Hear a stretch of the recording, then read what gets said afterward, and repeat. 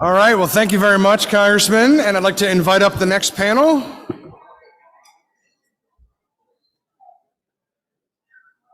Let's have you all five sit over here next to each other. Is that all right?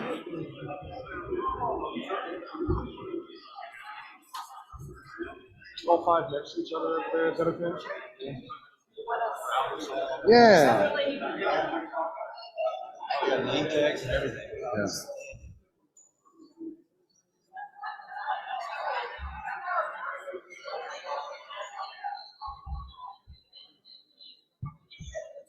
All right, everyone, next panel. We have heard most recently from our congressional leadership. We've heard from our DOE leadership. We've heard from our state regulator leaders. We've heard from our community leaders. We've heard from some of our project leaders, right? The last piece of that puzzle is to hear from our corporate leadership. And so I'm pleased to have a great panel today. My name is Marty Schneider. I'm president of Long & Ecker and Associates. We're going to have a moderated discussion today. So what does that mean, right? That means I'm not the only one who's going to ask questions, okay? So I would certainly invite a vibrant discussion. We've already heard some here today to have this continue with you. So certainly we'll leave some time as we go through this for your questions for this panel as well. Now, Greg asked me to read his bio totally line by line. I firmly said no. He came back and he asked me again, and I again held firm and said, Greg, that's not what we're going to do today. So we're just going to introduce these very well-known folks by name and title. So we have Jim Blankenhorn from Amentum, Karen Wiemelt from Jacobs, Greg Meyer from Fluor, Dina Volivar from Bechtel, and on the end, Heather Lee Dukes from BWXT. The idea here is that we'd like to have a high-level discussion, around a lot of the issues that we've gotten into already today. The future of the workforce, the priorities of the cleanup program, and perhaps most importantly, the safety culture and the conduct of operations as this new workforce comes into the cleanup complex. And so I'm really excited to lead this discussion and get things started. So I already started the process of picking on Greg, and so I'll start the whole process again picking on Greg. But let's just start at the 10,000 foot level, right? And talk about just some opening thoughts on the state of the EM program and the mission today. Is EM focused on the right priorities? Are we moving in the right direction? The short answer, I would say, is yes. And the nice thing is this morning we've heard a lot of good discussions and accomplishments all across the complex, all the sites. There are just amazing things going on. And so we've been pushing hard in the technology world. We've been pushing hard in the cleanup world. And those are absolutely the right priorities. And I would tell you, we're also getting a little more definitive. It used to be how many cans, and now it's how many grams are in a can, how many gallons, or how many curies are in that gallon. So we're getting much more specific, and the focus obviously needs to be what is the true risk reduction. And so sometimes we make it easier because it's great to go tell the public, and you can see a graph of here's 10,000 barrels that are in this building, and over the course of the next couple of years, it goes all the way down. The real issue is what's the risk to the worker, what's the risk to the public and the environment that you're improving as you go and do that.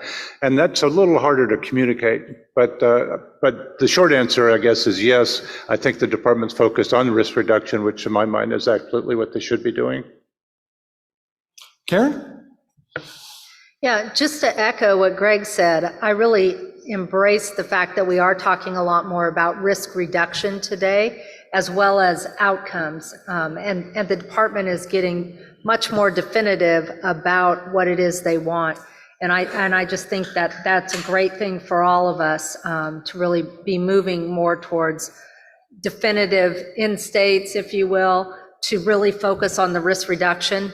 We've been at this for a long time now, over 30 years, and a lot has been accomplished, a lot has been learned, and we now face the really hard stuff, and it all revolves around waste. And so we really have to think about what we're doing relative to waste and what makes the most sense from a safety perspective, risk reduction to the workers, and risk reduction to the environment, and then ultimately what's in the best interest of the taxpayers. But we're moving in the right direction for sure. Jim? Well, I'm certainly not going to provide the dissenting opinion. Yeah, I do think that the program should be classified as a success. We still have work to do, so it's not time for a victory lap, but certainly a victorious program. The EM mission is to complete the cleanup of nuclear weapons development, the environmental legacy from nuclear weapons development and from government-sponsored nuclear research and science. And if you just think back to 25, 26 years ago, DOE-EM had responsibility for, I think, 107 sites, and now we're down to 15. So that in itself gives you some metric or measure in terms of the success. I think some of the elements of the current program, whether it's focusing on the highest risk environmental liability, whether it's focusing on now other DOE programs and their requirements to modernize, to be able to support enduring national security and science and research missions are key attributes of the DOE-EM program. And I think, just to give you one positive and maybe one challenge that faces the program, I think the reuse and reindustrialization and the community engagement has been something that has been slowly increasing, and it's getting stronger and stronger, and I think it's a great success story. And then the enabler to the program is always going to be maintaining, developing, and training the next generation workforce, and that's obviously, I think, the challenge that is front and center for the program at this point in time. And you look down the line here, I think, between the five of you, right, your portfolios are different, but they pretty much cover the breadth of the complex. But each of your portfolios certainly, is unique. And I'm interested, Dina, as you look across your company and your portfolio, what's your biggest challenge right now? What's keeping you up at night as you look at your portfolio with that sort of broader mission context? Yeah, I don't. While I think we all do slightly different things here and there, and I would venture that our biggest challenge would all be the same. If you think about the work that we do and what gets that work done, it comes down to the people and their knowledge and their experience base. We spent a lot of time over the last year or two talking about attraction and retention of folks, and I think we've actually come up that ramp. We've been able to bring new folks in. That's been helped by attrition coming down. But now when I look across some of our sites and projects, we're dealing with a large percentage of folks with less than 5 years experience, some less than 2 years experience in the work and the critical work that they're doing. And so that in itself offers a huge challenge. One, how do we transfer the knowledge of the folks that have left, transfer the knowledge of the folks that have been doing this for a long period of time and are looking at retirement? How do we instill that culture, which really is what drives the work, the nuclear safety culture, the criticality of procedures and process, and that technical knowledge? How do we do that in a faster way that makes sure it's got the right base, but we can't wait 10 years to get the new workforce there? And so how do we rely on some technologies and some different ways of doing things to bring people up to speed and carry the mission forward? And then how do we retain, once we've invested all that work and all that time into bringing people up in their skill sets and up in the mission knowledge, how do we make sure that we make the job interesting enough, give them career development enough that we retain them. So, at the end of the day, that really is what I think we're all working on. It's what I know I'm spending a lot of time working on, is making sure that the new people who come in, great people, that they're brought up to speed, that they're now becoming the workforce that's going to carry this mission forward over the next few decades. Jim? Yeah, and so the first thing I'd mention, it's not necessarily anything that keeps me up at night, but it's certainly the most significant risk to our mission delivery and continued success, and that's what you heard Congressman Fleischman talking about, funding. Obviously, we all have to be aware of and prepared for any number of opportunities or options that may come out of the government, up to and including a government shutdown, which would be is always detrimental to the program under any circumstances. But in terms of what keeps me up at night associated with our projects, probably two items. The first, and this is a worn out record, but aging infrastructure is always at the forefront of our risk scenarios. Facilities and infrastructure, both the operating facilities and infrastructure, but also the infrastructure that's awaiting decommissioning or being taken out of service. All of those facilities have to be maintained safely and compliantly until they can be dispositioned. Otherwise, we face increasing risk of process or operational upsets, service outages, and increased safety incidents. The other item is very similar to what Dina was describing, and that's the workforce. The average age of our workforce is going down, which is great news. But that means that we have folks with less experience coming into the workforce, and we have some of our more senior experienced folks leaving the workforce. And so we're committing more and more resources to keeping a focus on the continuous improvement and development of the workforce to make sure that we've instilled and imbued those key attributes of safety expectations, safety culture and performance, disciplined operations, conduct of ops, and compliance culture in a nuclear operation. So that's just going to be something that is going to be forefront of all of our efforts, and it's something, like I said, that we're spending considerable efforts on and resources on to execute that continuous improvement.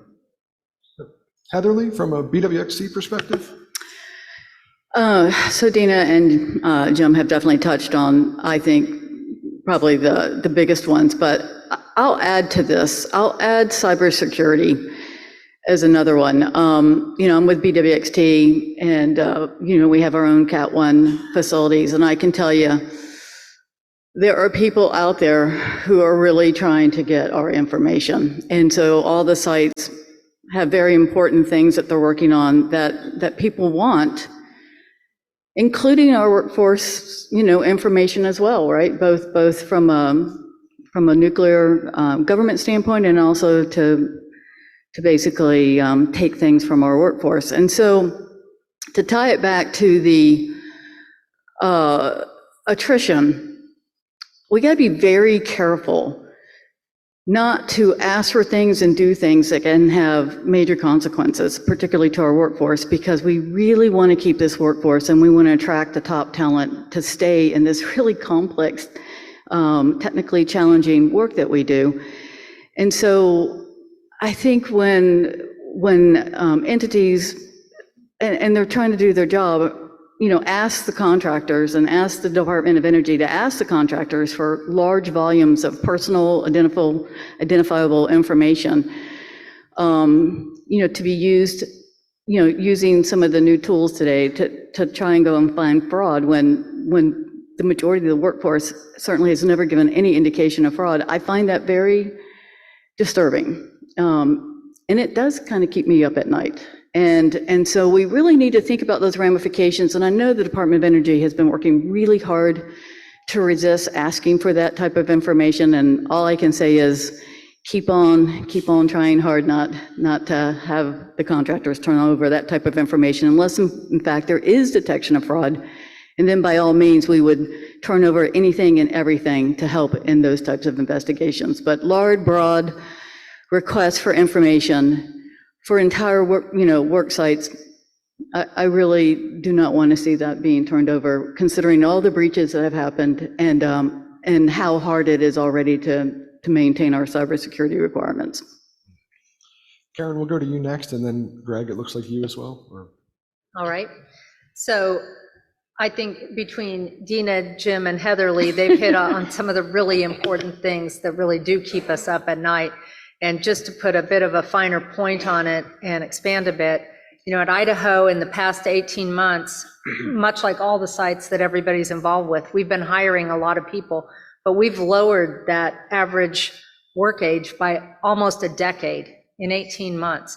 And so I imagine that's going to continue. So, it just puts a finer point on how important it is that we really do think about how we're training. The training programs we had 5 years ago are not adequate for training of the workforce today. And there just has to be a lot of thought put into that and making sure that we're doing it right. I think the other thing I would challenge each and every one of us in this room to do is to think about who we're working with today, who we're mentoring, how can we give them more responsibility in areas that are really low risk. If they make a mistake, it's okay. But we really, each and every one of us, need to be giving everybody in our workforce more responsibility every single day, given this changing demographic in the workforce.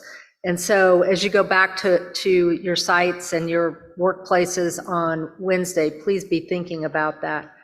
And it's just, it's a lot of the scenario planning, whether it's aging infrastructure, whether it's cybersecurity, whether it's safety. We've got to be thinking about what could go wrong. And when you think about what could go wrong, we actually do the really high hazard stuff pretty darn well. I mean, always we can be better. But where I see a lot of safety incidents is in what I call the white space. It's in the doing routine tasks.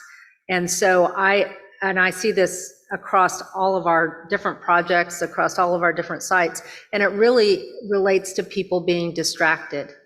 So, to the point that others have made, if we can minimize those distractions to our workforce, I think that also helps keep them more focused on not just the high hazard work, but just the everyday standard stuff that they're doing. So those would be the things that I would point out. Well, I want to dig in a bit more to some of the workforce issues that you guys have raised, both in terms of the turnover and also the operating culture. And Heatherly, I want to hit turnover first, right?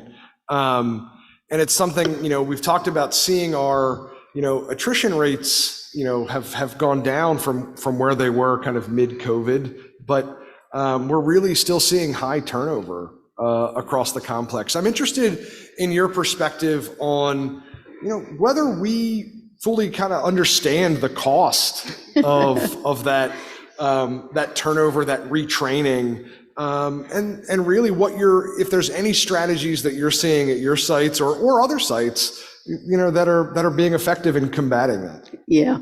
So Marty knows this is a topic near and dear to my heart, and there are people in this room who have heard this before from me, and they're going to hear it again. All right, so I don't think we probably do a good enough job to really understand the cost of attrition. I think we spend a lot of time looking at what it takes to train our folks, what it takes to go and recruit our folks, and we know that we have some other impacts, but I don't know that we've really put pen to paper to figure out what that cost is. And the three areas that I'd like to mention, which would be lost productivity, burnout, and loss of tribal knowledge or head knowledge. And we need to do this. We need to put pen to paper and really figure this out, Because when we go, and we go often to the Department of Energy and ask for flexibility, we need to have not just qualifiable information, but quantifiable information that makes it easy for them to help us. So just real quick on lost productivity. We've had sites that were up to 20% attrition. I mean, it's just almost impossible, right? Now that site has been able to get their attrition.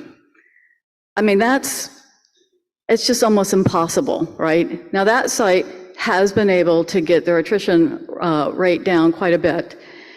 But when you have, if you're in double-digit attrition, you have no productivity. Let's just be real.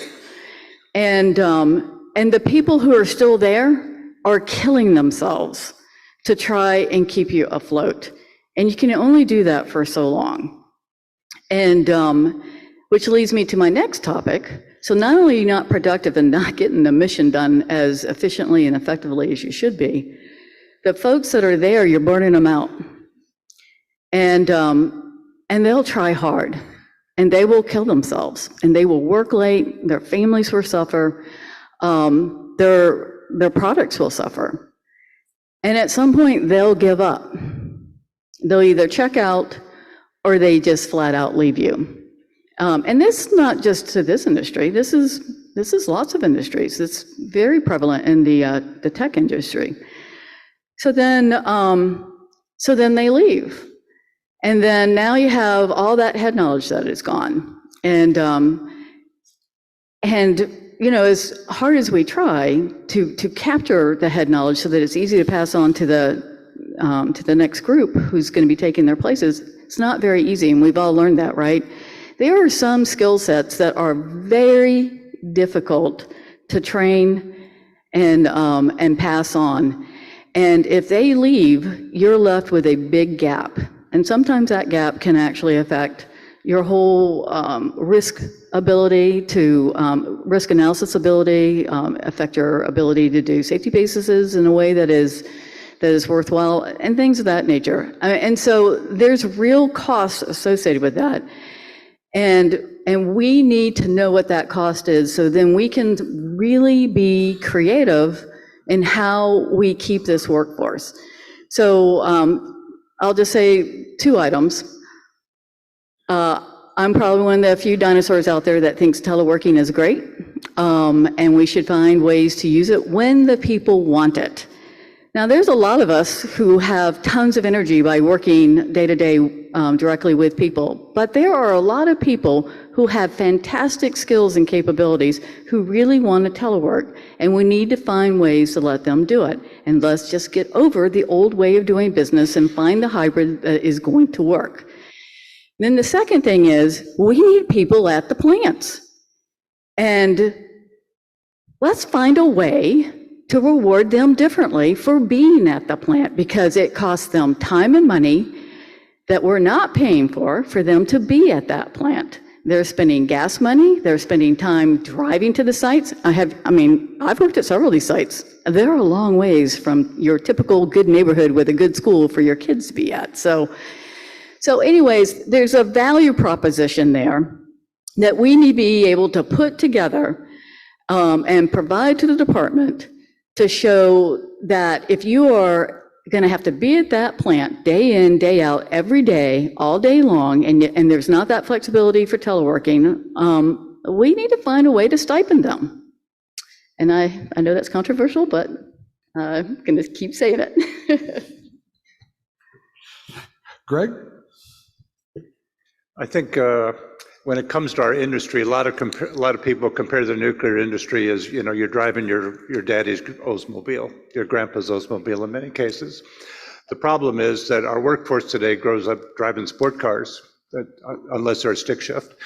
And so the question, as the Brits say, is mind the gap. How do you close that? And we talked about that a little bit. I mean, Dina said, you know, it's the loss of knowledge, and as Karen said, yeah, you need to have new training of this. But that's really what it comes down to, is the crux of the matter. And that gets what Hedley said, is we need to be more flexible in how we deal with some of these problems and have a much more holistic approach to really what's important and what does it take. Now, the nuclear industry is actually very different than Grandpa's Oldsmobile. I mean, Grandpa's Oldsmobile might be fission, where now we're talking fusion, we're talking SMRs and other neat things like this.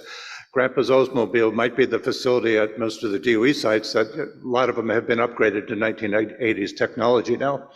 So how do we do that? Is we got this workforce that grew up on that and very deliberate, everything's one at a time, take a step, reader workers, and we've got a workforce that get her done now. Why haven't I been here for 3 weeks? Why haven't I got a promotion?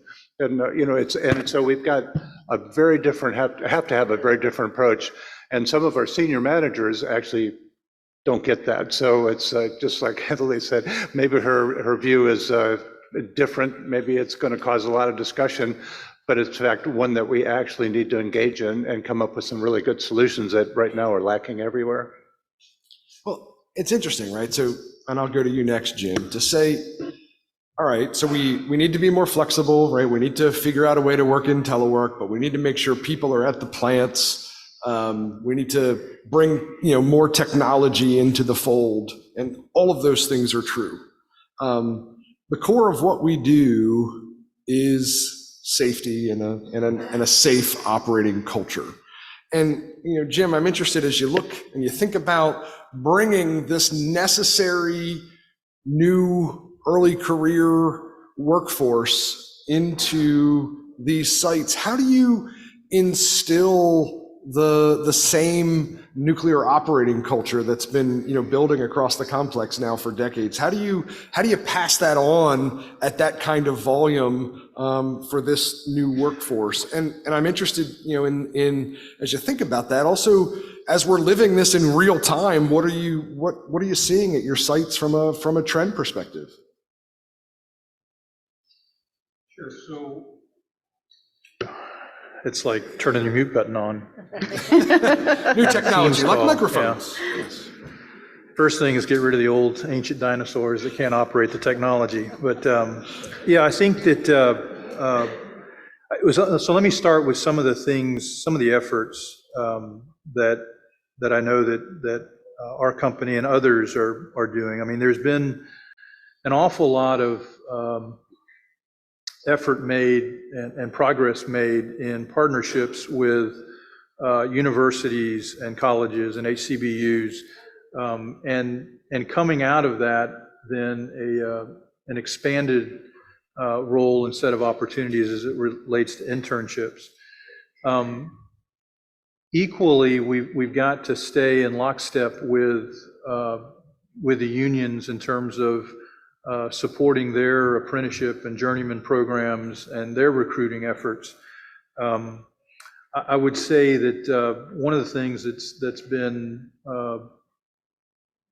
very successful recently has been the shameless recruiting of folks from adjacent markets. I mean, there are other markets and other industries out there that have similar risk profiles that deal with high risk, high hazard operations, have similar cultures when it comes to safety and disciplined operations. And so, shamelessly going out and hiring and recruiting those folks has been an opportunity for success. Along with that is, I would mention we've had some success with the Department of Defense Skill Bridge program. So that's the program where service members, when they get to the 6-month mark before leaving the service, they have the ability to go intern with companies to try to establish a match for a career outside of the service once they leave. And then the fastest way probably to increase the workforce is to bring in new partners and new companies. In terms of trends, positive news. I mean, Heatherly rightfully indicated that we all have gone through a very miserable time in terms of attrition rates, but today the attrition rates are on a downward trend. And they are stabilizing to something that looks more like what we're used to seeing several years ago. But we are also in an economic study of supply and demand, where the demand is much higher than the supply. And specifically, when you're looking at low density skills, that demand can be very high for very limited resources. We are starting to see a number of requests and discussions with new hires looking for alternate work-life balance options. And we're also seeing, and I don't think this is a change, but it certainly is starting to come to the forefront of discussions where folks entering the workforce today are looking for jobs that are meaningful. They're looking for jobs where they can achieve accomplishments. They're looking for places where they can be valued. And they are looking to do things at a faster pace. So I think from an efforts and a trends perspective, Marty, there's quite a few things there to unwrap. Yeah. Well, Dina, same question to you. Particularly when it comes to instilling that nuclear safety culture, that nuclear operating culture in this new workforce. Yeah, I think the operative word of what you just said is culture. And so when you think about how whether it's a company, whether it's an organization, whether it's your family, how do you build that culture and instill these really core values is communication and consistency of message. And I believe a lot of it has to do with allowing folks to understand the why we have certain procedures and processes, the why we go through hazard analyses and really think through all the potential problems and things that could go wrong and how to work more safely, and have those conversations at that direct level, listen to what's said, and then work through, okay, then what's the best way to do this? I think also when you put it on an individual that it is their actions, it is their choices that really at the end of the day are what control the safety of the process, the safety of their colleagues, the safety of the people who want to go home to their families. I think that becomes much more personal and allows folks to make a very personal choice, and then in the steps that they follow and the way they go about things. I think the other part is to instill a questioning culture.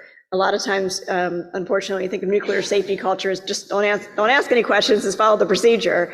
But in reality, you want those questions because you want individuals to perhaps think differently about maybe there is a better way. Maybe this isn't the safest way that we've done things. We've gone into places where people have done the same things, for the last 20 years, but it's only been for the grace of not having an accident that they weren't hurt.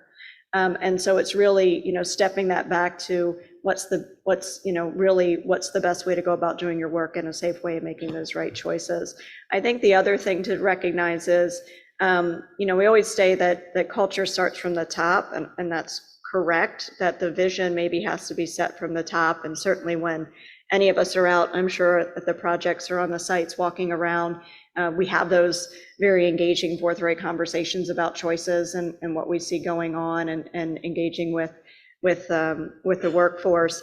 But if it's not owned by every single member, we can't force that in from the top. So it's really building up throughout that ownership and that consistency and the rewarding of making the right choices and allowing people the freedom to know that the best thing you can ever do is stop when you don't know if that's the right answer, or to ask that question and take that pause and making that very visible to others that was the right choice, and going slow and to enable yourselves to go fast is the right way to do it, because there just isn't in the environment that we work, the ability to recover from a misstep is much more significant than the time that you would take just to do it right in the first place. So I think that really that is the way that we've been working on it, assigning full-time buddies versus just sit down and read, this what used to be 2 binders, now it's all on the computer worth of procedures,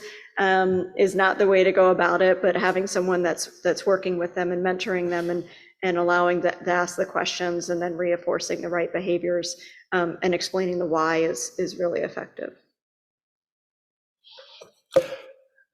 Could I just add one more? Absolutely. two more things, actually, really to fast track that building the safety culture in. I think there's two other components. One is technology. Where can we bring technology in to keep people safe, to keep them away from the hazards? And I think we're going to get into that in a little bit. But that's another way that you can just bypass the need altogether by removing the workforce from the hazard. The second thing is, and Dina was talking about, people really explaining the why. It's getting back to the basics. We need our leaders in the field.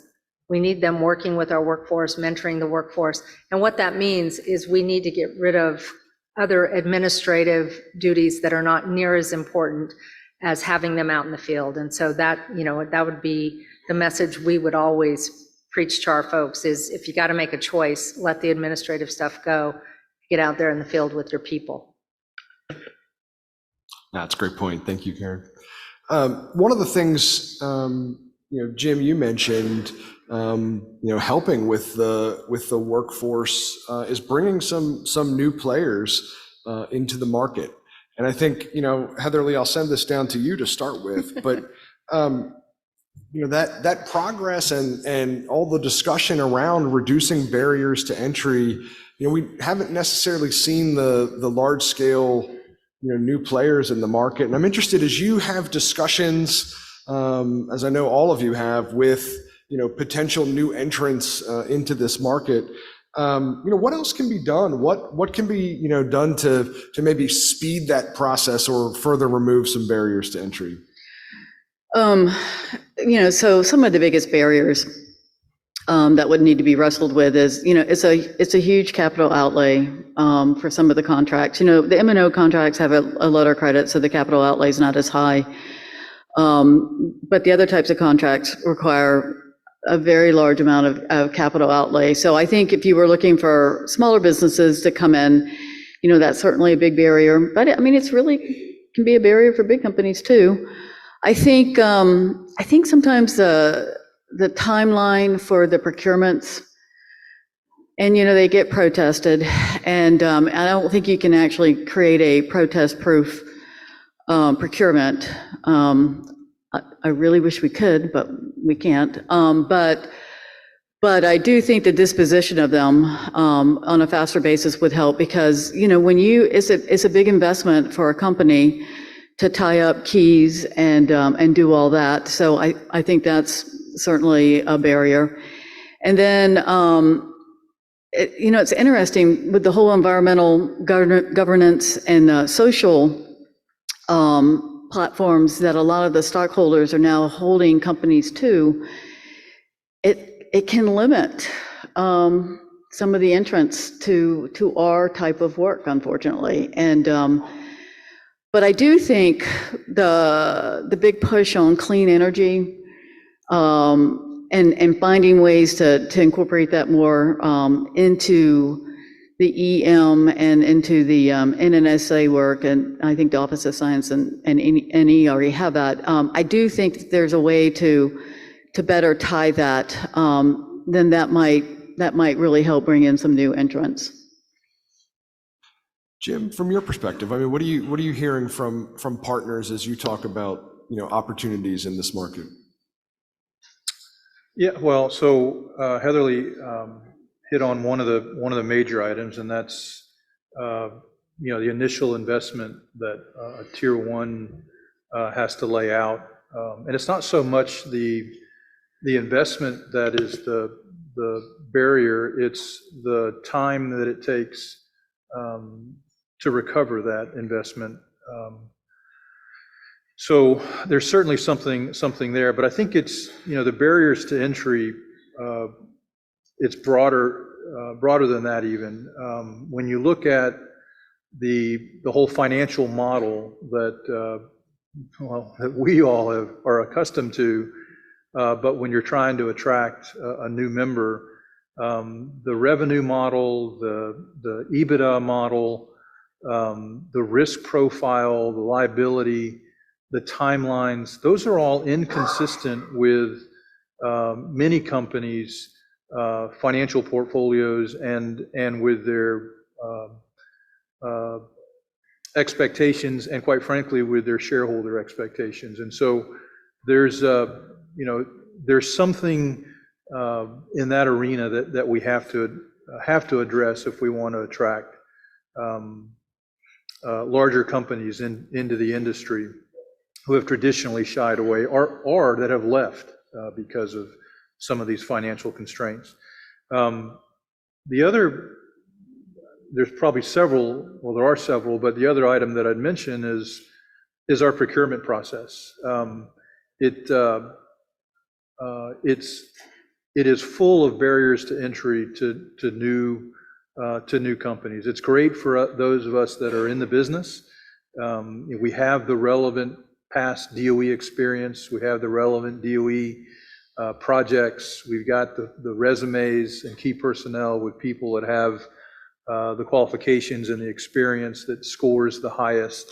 But if we're trying to attract new companies into this market that haven't been in this market before, then we've got to do something different in RFP and proposal evaluation space in order to level the playing field a little bit more. And I think I'll leave it there, Marty. And just to put a finer point on some of those financial constraints that you and Heatherly mentioned, I mean, the cash outlay we're talking about here can be 50 or even approaching $100 million for some of these. Yeah, that's per company. Right? So when you have 2 or 3, I mean, on some of these bigger projects, it's really big money. And then the break even, timeline extends 5 years, beyond it extends beyond the base period, right? And I think that's what you're referring to, right? Right, and it's just not something that most companies want to carry on their balance sheets. Yeah. Greg?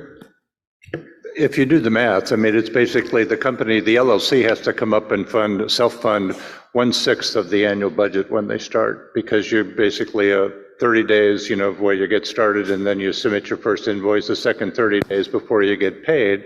So you're you're carrying about 1/6 of that budget. So if you're on a job that's $1 billion a year annual spend, that's a considerable amount, and y'all can do the math on that one. But it's a lot of money to cough up with. And in addition to that, your proposal costs, because the proposals are very expensive in the Department of Energy world, they're long. We all use consultants, and we have lots of people that review, and red teams you have coaches for orals, and so proposals are expensive. The first couple of cash calls are really high, and as Jim said, the paybacks are low. When I look at, in Fluor, I'm responsible for all our work for the Department of Energy or the NNSA.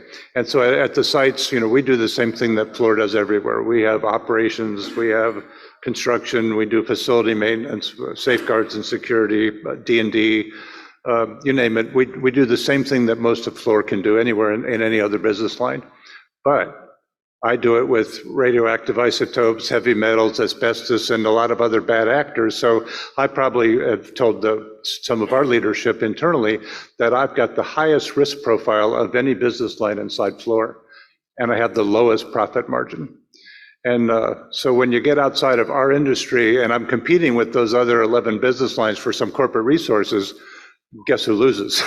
And so then I have to make the national security case, which fortunately for me, Fluor listens to. So it's a good national security mission. Yep, we'll cough up this good person. We'll go ahead and send that down and let you bid that one. But it's, again, as Jim said, a lot of companies don't go through that. I mean, they just do the math, and for starters, that doesn't fit my business model. My shareholders won't do it. And that's a considerable expert boundary. We talk to a lot of companies when we put these teams together, and very few of them are willing to put up with that. And then you tell them, oh, there's also fines and penalties, and let me explain how this works. And so if you're working with a nonprofit, a university, or something like that to put on your team, what do you mean I might have to pay a fine if it's higher than what your income is? And so, well, we couldn't do that. And it's just very different world for them. And one of the things that the end state contracting model was intended to do, was to reduce the barrier to entry. And I'm interested, Karen, I think all the companies here represented on the stage have been involved in bidding or performing on in-state contracts, but not just in terms of reducing barriers to entry, but as we've lived in-state contracting for a few years now. We've seen I think all parts of the cycle now. How would you assess its effectiveness from your perspective?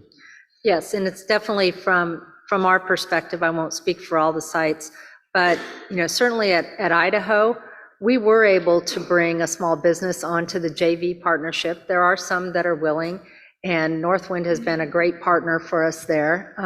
And so there are opportunities, but the barriers that everybody up here has described are real. So where people are willing, where companies are willing, let's talk to them. Let's see what we can do together to bring more capability and capacity to the mission we have. With respect to how I think the in-state model is working, the concept itself, I believe, is very sound when you've got a scope that really lends itself to being outcome-based, to have an in-state. And so I think from that perspective, it makes a lot of sense. I think where you see it be most effective is then where you've got two parties that are very, very willing to work together and come together on what that vision is for that in-state, and then work with the communities and other stakeholders and regulators to make sure that that happens. And the number one key thing I believe in them being effective is sitting down up front and really deciding on what the scope, assumptions, and risk sharing look like before you ever even begin to price. And if you can get agreement up front on that piece of it, as you develop these task orders, it's a much smoother sail, and certainly downstream, when there are these unexpected changes that come up, you can easily say, well, who owns that risk? Does the contractor or does DOE? And it's not so contentious if you can get through and plan for those types of events. All that being said, not every scope lends itself to that. And so you've got to think about that as you go forward and plan. I also think the other thing that's important for us to keep doing, and I know that the acquisition team have been doing that, is really collecting the lessons learned and saying, okay, what was an unintended consequence? And what are some solutions to that? So Angela, continuing to ask those questions and taking those on, I think is the key to keep moving it forward. Jim? Yeah, I would agree. I think the in-state contracting model is, in general terms, is an excellent model for EM and the EM mission. And, we're in a period now of maturing execution. I think we've got 6 or 7 in-state contracts now that have been awarded, and several of those we've got 2 or 3 years of runtime now. And to Karen's point, I think that we have amassed a large collection of lessons learned, not just capturing the lessons, but there's been quite a bit of willingness to improve, to tweak the process, to further improve the efficiency and effectiveness of the in-state contracts and the in-state contracting model. As an example, DOE recently had a workshop with the government and with contractors that subsequently resulted in a letter that came out from the HCA that identified a number of things that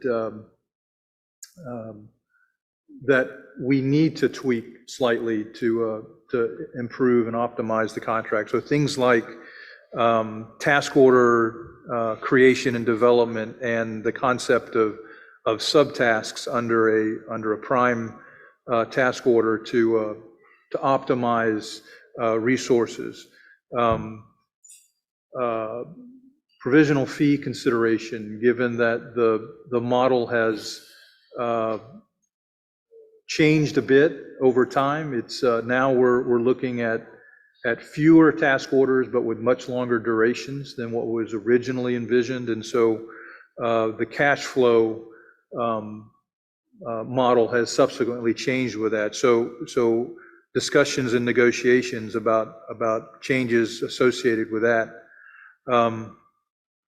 The time it takes and the process to review task orders and PIMPs is a topic for discussion, and there were a lot of great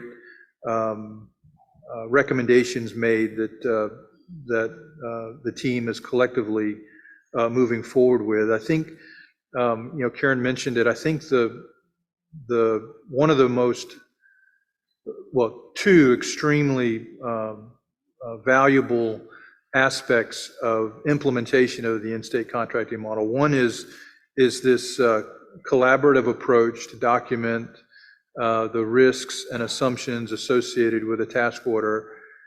I think is phenomenal, and it's a great approach, and it does ensure that we get pretty good alignment in terms of expectations and what the priorities under the task order are. And then the other positive aspect that I encourage us all to continue. I would say today that we're on a fairly sustainable battle rhythm and trajectory with the in-state contracting model, but that's underpinned by this continuous effort to keep an open dialogue and a willingness to address lessons learned and address items as they come up in terms of how to be more efficient and more effective in terms of managing the contract.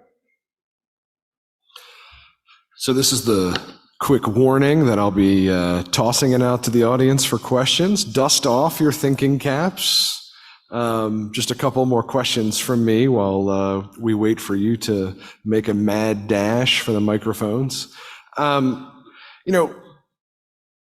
talk a bit about big ideas and innovation, right? I mean, at one point, the end-state contracting model we were just talking about was a big idea that we all sort of kicked around together.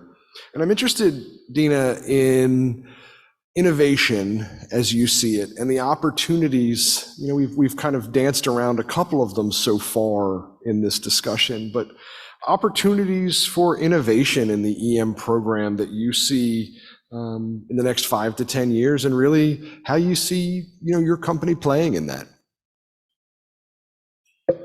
Yeah, so I think you can look at innovation a number of different ways. I mean, there's the smaller things that just make work easier. And so when I think about that, I think about going back to the challenges we talked about earlier of how do we bring up this workforce faster? How do we give them hands-on training without actually having to disrupt the process by giving them hands-on training? How do we streamline our processes? And I think that it's gotten a lot better than when I started. We still operate in a very appropriately proceduralized, but very heavy paperwork driven process.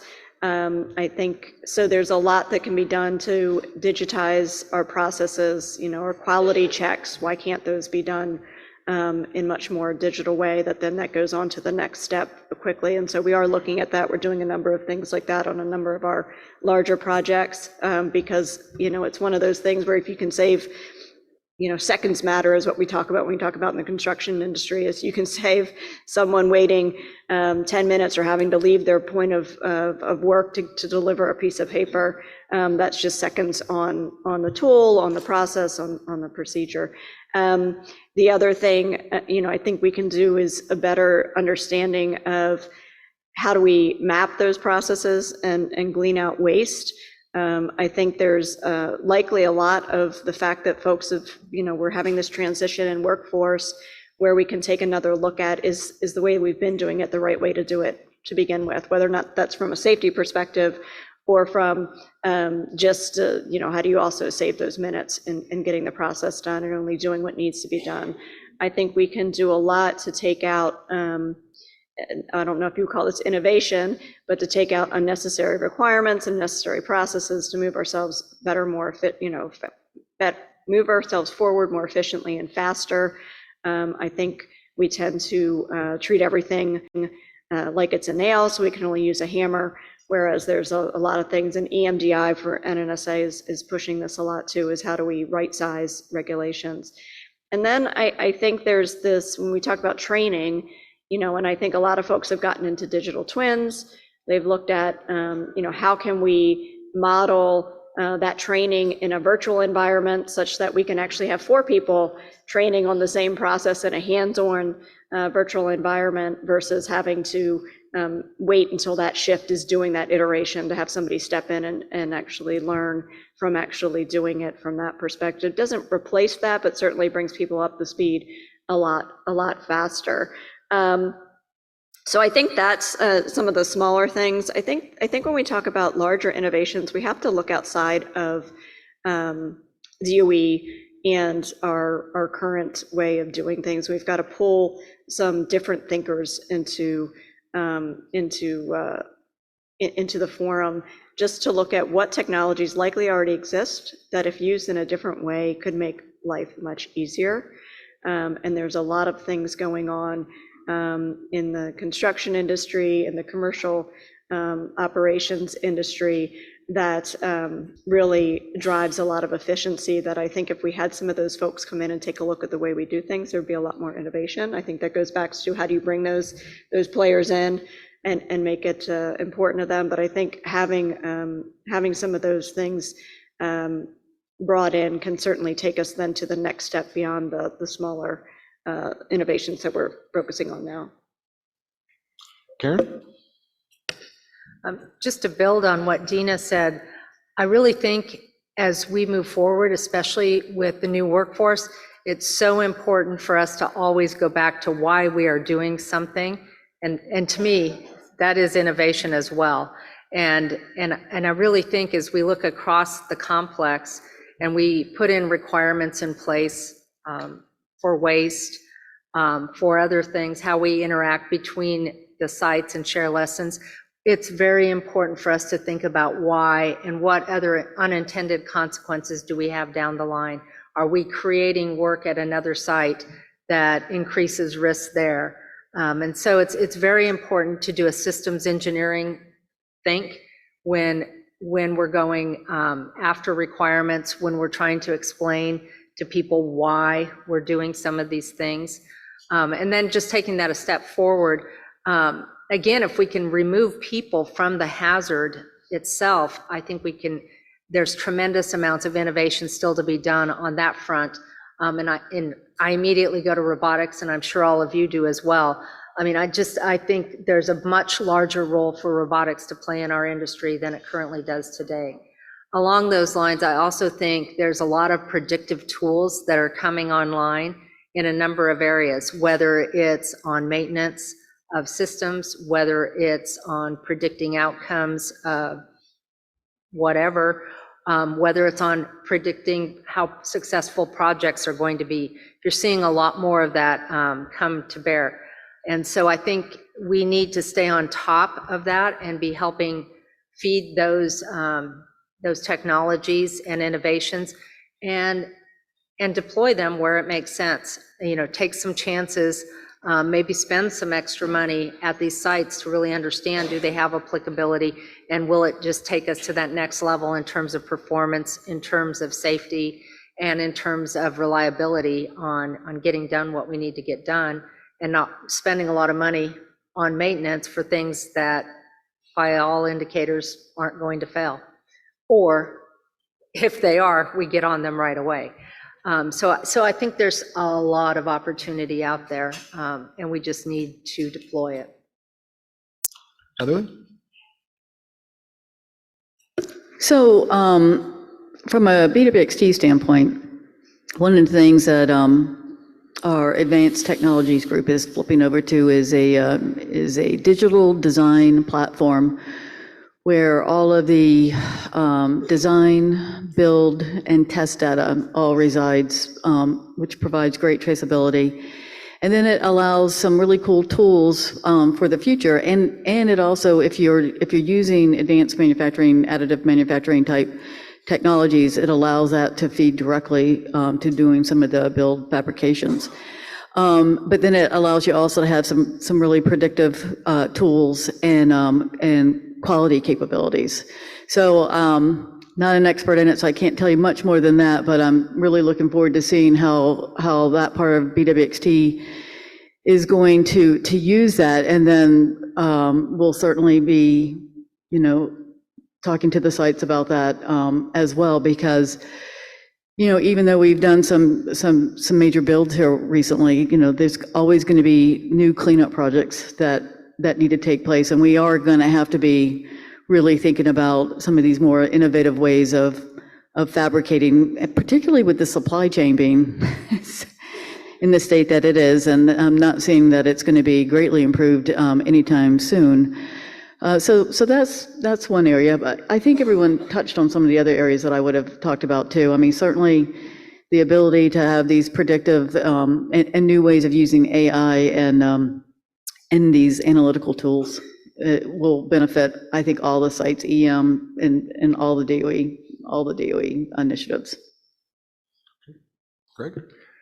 With all the new innovations come new risks. And so I think one of the things we always need to look at is every point we need to reevaluate our risk-reward posture and how we do that. And, taking existing technologies, using it differently, taking some brand new technologies and bringing them in. We'll always have people that, oh, you can't do that because, and they'll come up with a list of no's. And we need to get past that. We need to figure out how to manage those risks, how to control them. A good example, I mean, we're getting electric vehicles at sites these days. So Teslas are at some of the sites. Someone has just figured out that Teslas have cameras.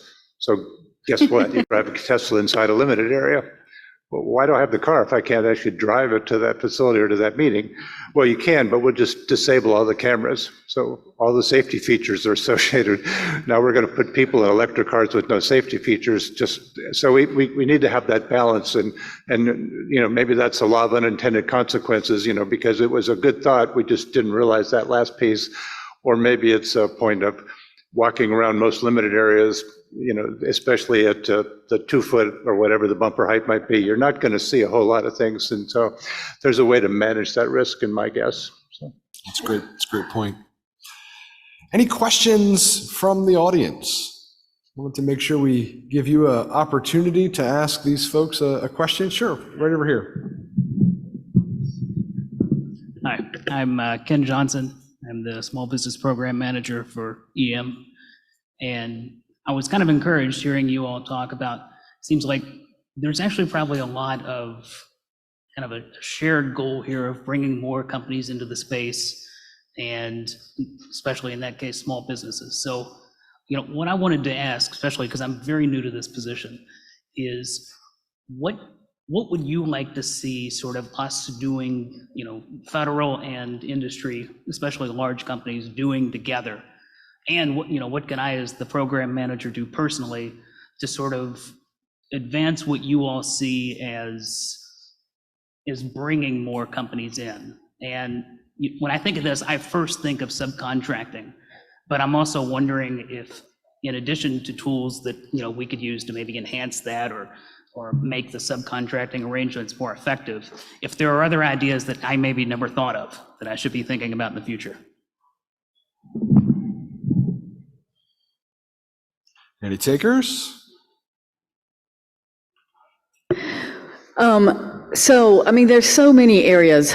So the DOE has done a really good job to step up the goals for small business. And I'm looking at a draft RFP right now where every, on average, task order needs to include 25% small business. So that's a big chunk of work that we have to be creative in finding work for small businesses. And the second part of that is it has to be meaningful work as well, not just, it needs to be meaningful. So I find us really getting better about looking who's going after and into those niche or niche, depending on how you say it, markets that are, cyber related. There's all types of technologies out there.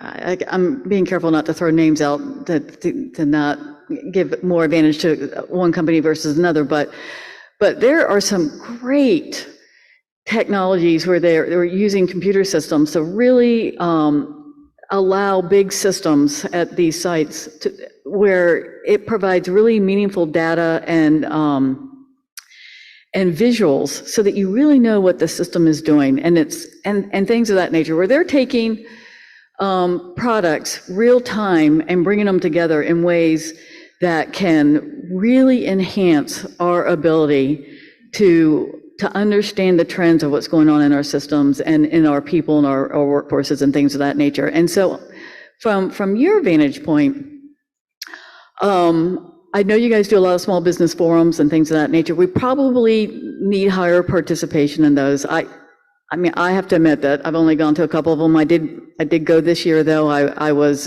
very impressed with a lot of the small businesses out there. But we probably need to do a better job of actually bringing you to each of the big sites and having, instead of, I mean, I love New Orleans as much as anybody, but we probably need to really find ways to come to the sites and really allowing the small businesses to really have a chance to show their capabilities. And we probably need to find better ways for these really cool ideas that these small businesses have and need a little more money to really be able to provide the continuity to provide that service. We probably should be finding ways to do that as well. Thank you. We'll go over here for the next one.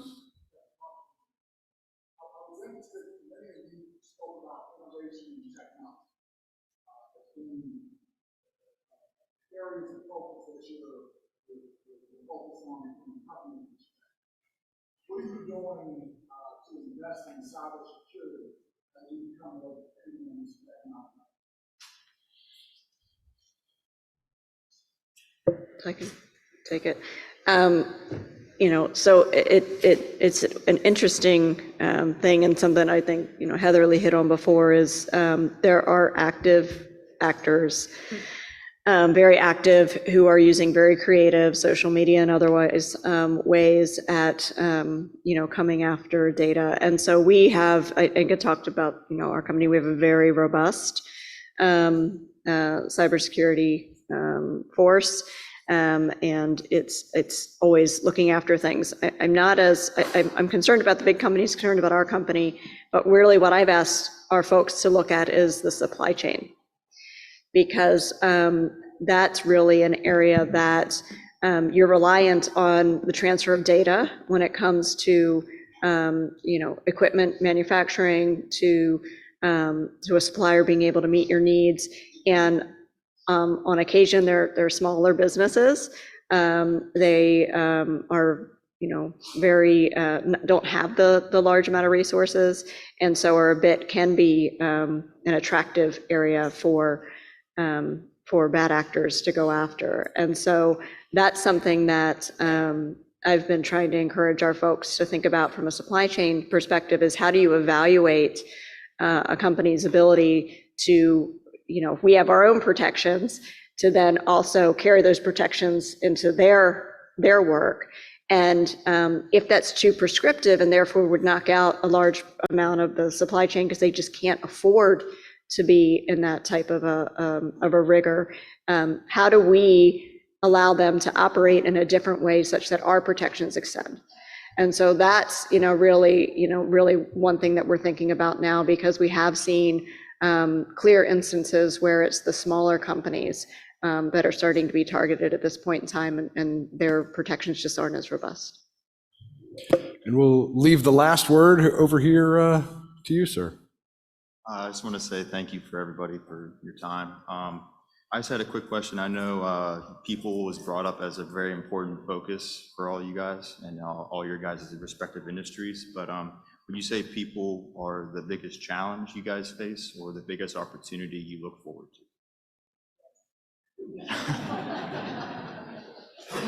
Yeah, I think the consensus is yes, it's both. But the other thing that I think, just as a parting shot, I would offer is I think it's all inherent upon all of us to, we need to flip the script. right now, it's great that we're celebrating the successes, and it's great that we celebrate the history and the heritage associated with the program. We do that within our industry, and that's great for retention. Where I think we need to spend some more time and energy and resources is in how do we affect a change in society in terms of how they view the Department of Energy as a place to work.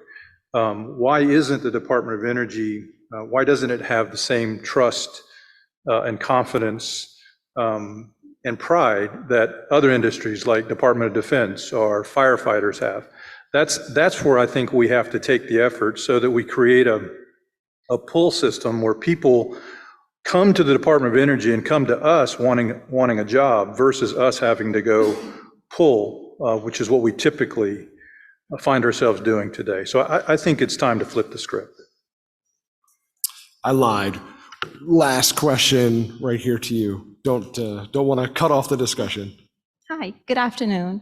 I appreciate all the information that was given out, and I'm from the EM side, on the federal side, so I have the opportunity to work with contractors. So this question is for Mr. Meyer. Based on based on operation cost. So I work with transportation and packaging, and so the question is for on the transportation side, that your awareness, and if you can answer, let me know, that there's a lot of the transportation side, they don't want to pick up this cargo. There's no money in it. Many of you have spoken about money. Thank you, Miss Heather spoke about the point of going to these sites. There's nothing out there. Incentivizing the workforce, compensating them for going out to these sites, going to work every day. But we need to put the same focus and energy in the transportation personnel that are Middle America, as we talked about, giving these Middle Americans opportunity to work, be productive, make some money. And so my question is, are you aware that our transportation Middle Americans just aren't making any money, really? They are probably just breaking even, and they're saying no. So there are many transportation. I went to the TMC meeting a few weeks back, and I do have the opportunity to speak to the carriers, and they're saying, no, we're not picking this up. So it's not very helpful that Department of Energy wants to have all these great ideas. They want to build new projects, technology. They want to bring in all these great ideas, but the bottom line is our person, middleman, Middle America, moves all of this. So if we're not going to give them the money and they're not going to do it, then what happens? So if you could just please tell me if you have any further information about our transportation, because I'd like to tell them that, hey, we're going to get more money. So thank you. Yeah, I don't know if you're going to be able to tell them that right away, but we're very conscious of that. And somebody made the comment earlier that none of the sites are located very close to where most of us live, and so we recognize the transportation costs are long, and the journeys are long, the costs are high. At Hanford, when I was at the River Corridor job, we started a program, especially as gasoline prices started to rise. Maybe we should set up the busing model that Idaho uses. So Idaho, takes care of transportation for a lot of lab employees, and they basically drive to a central spot, board a bus, and then off they go for a 45 minutes, a 50-minute ride out to the site, and it goes to various places. So we set that up in River Corridor for the same exact reason, and we had pickup points, and we didn't go with big buses, we went with vans because it was different. And the initial response was pretty good. It worked well for about 6 to 8 months. As gasoline prices started to stabilize and drop, people like driving their cars a lot more than they like riding in the vans, and so we saw the ridership fall off a lot. I'm sorry, I can't hear you. I was talking about our carriers. I was talking about our carriers that pick up our cargo, not so much our personnel. That's a big Okay, lift. I'm so sorry, I've totally misunderstood. So, okay, so your question is for supply cargo carriers for, Yes, this is who, right, these folks are the ones that's so important to our mission, and they're saying no, they're opting out of this. So how are we going to keep the mission going if we don't put more money into these carriers that are transporting these materials? And they are so far, some of these places are so far out the way, it's so difficult to get there, and we just can't pay them this minimum cost anymore. So I just wanted to know if you were aware or if you have any more information. Thank you. only part of that, so I apologize for misunderstanding. So yeah, we are aware of some of those costs, and basically, if we get into those types of subcontracts and where we work and how, one is that goes all into escalation because we are seeing those costs goes up. And that's where sometimes our competitive pricing and everything else, we get into what we always call the low price technically acceptable, and it becomes a low cost shootout, which actually in my mind doesn't help anybody. So I don't have a short answer for you, but we are recognizing some of those costs, and the supplies are going down. The challenges are much higher than they used to be. I don't have a good answer on what the answer will be tomorrow, but it's something that we need to actually consider much more in our procurement process and in our total subcontracting world. And I think that is where we're going to have to leave our conversation now. Please join me in thanking our panel.